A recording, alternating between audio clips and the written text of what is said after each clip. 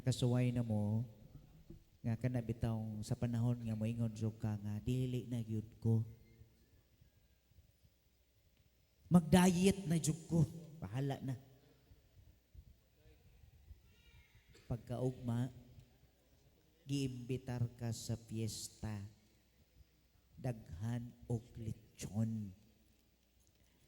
Daghag makaon. Bato ka di? Moadto. Bisan pag-unsaon ni pag-ingon nga mag-diet na ka. Ha? Kasuway sa kuan.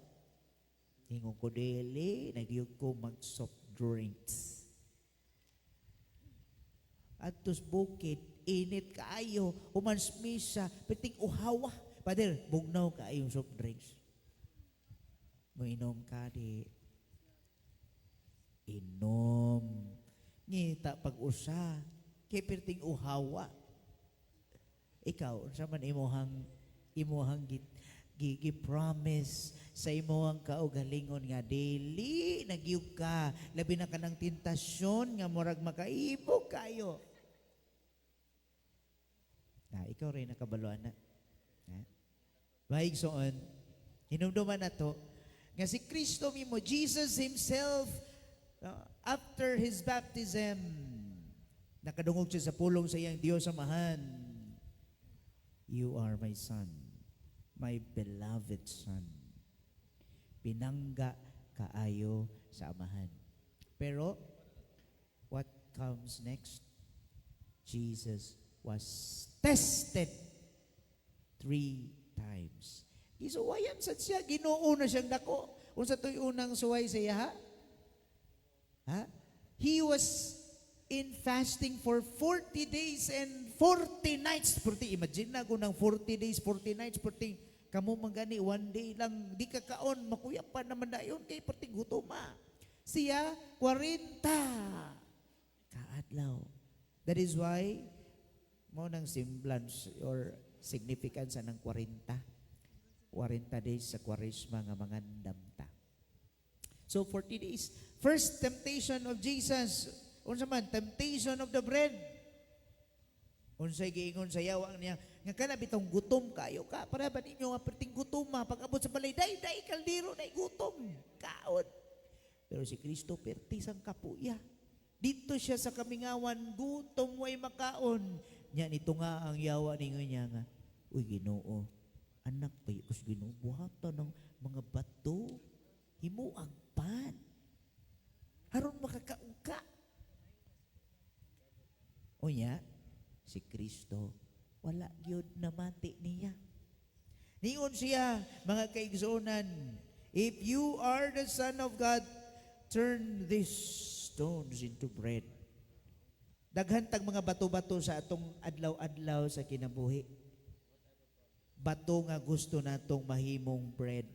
Bato nga gusto natong mahimong kwarta dayon. Bato nga mahimo natong atong gipakaginoo. Gusto nato nga mamahimo kini atong trabaho nga mahimong ato ang Ginoo, ang ato ang gimbuhaton nga mahimong madali dayon kaayo. Gusto tato mahitabuon say ato ang gipangandoy. Lisod mga kaigsuonan. Si Kristo niingon diha sa usa ka demonyo, man does not live on bread alone. You cannot live on salary alone. You cannot live by mere relationship. You cannot live on attention alone. We need God Himself. Sama nga kung ang pan gikinahanglan sa panglawas, we also need the Word of God na maoy nahimong pagkaon sa atong kalag. Itong ikaduhang tentasyon ni Kristo, asa gisan nato? Ha? Ipaambak siya. Ambak! Kay sawon ka sa mga anghel, kay pinangga ka man kaayo. Tanaw na to. Sa ato kinabuhi, we like performance, show. Makita sa mga tao. Nga ikaw ang bida, amayuhan niya, uy, hindot kaayo. Ganahan na tag dayigon. Ganahan man kay tag spectacular. Kinahanglan nindot ang pagka-perform. No. Dili ka na si Kristo, ana. Kana bitong murag hambugiro na ta ang dating nga. Kita na rin ang sintrus kinabuhi. Kita na ang maayo. No. Jesus doesn't need that extreme performance nga nang dating hambugiro na kakayo. Gusto niya humble self. Gusto niya faithfulness. Gusto niya hilom. Dili siya gusto nga kinahanglan manghambog ta kay ngano kitang tanan wala gyoy ikapang hambog dinhi sa kalibutan. Mga kaigsunan, you do not put the Lord your God to test. We must not always need to display our goodness. True holiness does not need spotlight. Do it in silence. Do it hidden. May maunay gusto sa Dios. Dili siya gusto hambogero. Third point, unsay next temptation niya? Gipakita siya sa tibuok paraiso, tibuok syudad, ug unsa kanindot ang syudad. Ug niingon siya, kanang tanan imong makita nga gingharian ug tanang nindot, ako nang ihatag nimo karon dayon. In just one condition, luhod kanako karon dayon, buhata. Ug ikaw oferan ko no, hatagan ka og limpak-limpak na sa labi karon tayon. Usalay hangyo nako. Musugot ka? Sugot ka? Sugot? Masarap itupak. $1 million. $1 million. $1 million.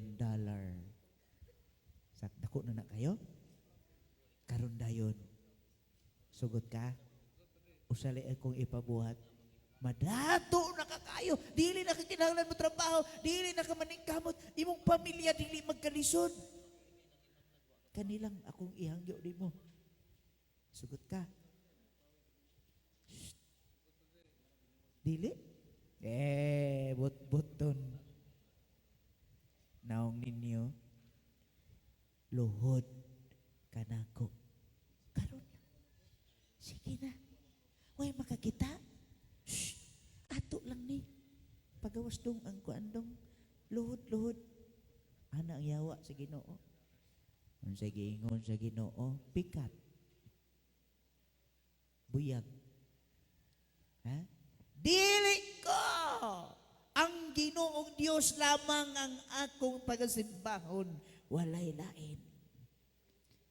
Nya kita, bisa man itong gisimba, nganong busy man kas trabaho, nganong sige man kagkayod, nganong ang imong gihurot ang imong oras, adto na lang man sa imong trabaho, kay haron lang yun, makasustain ka sa matag adlaw, di man nadautan.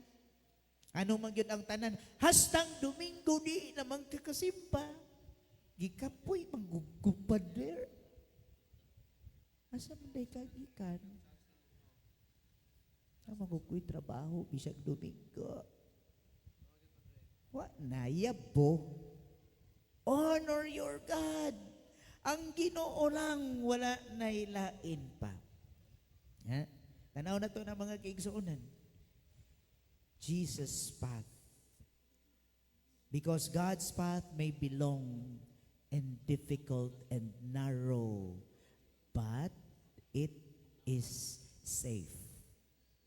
Shortcut, ganahan tag shortcut, ganahan ka madato dayon ka, ganahan ka mo asinso dayon ka, ganahan ka mo sikat dayon ka without exerting effort and sacrifices. That is shortcut. Gusto ta automatic. Mao nay gusto sa kalibutan ron. Gusto dayon ta madato dayon ta, mangawkaw na dayon ta. Number 1, corrupt. You can compare the countries around the world and the third countries in Asia. Philippines, padong na siya, abot asa na padong.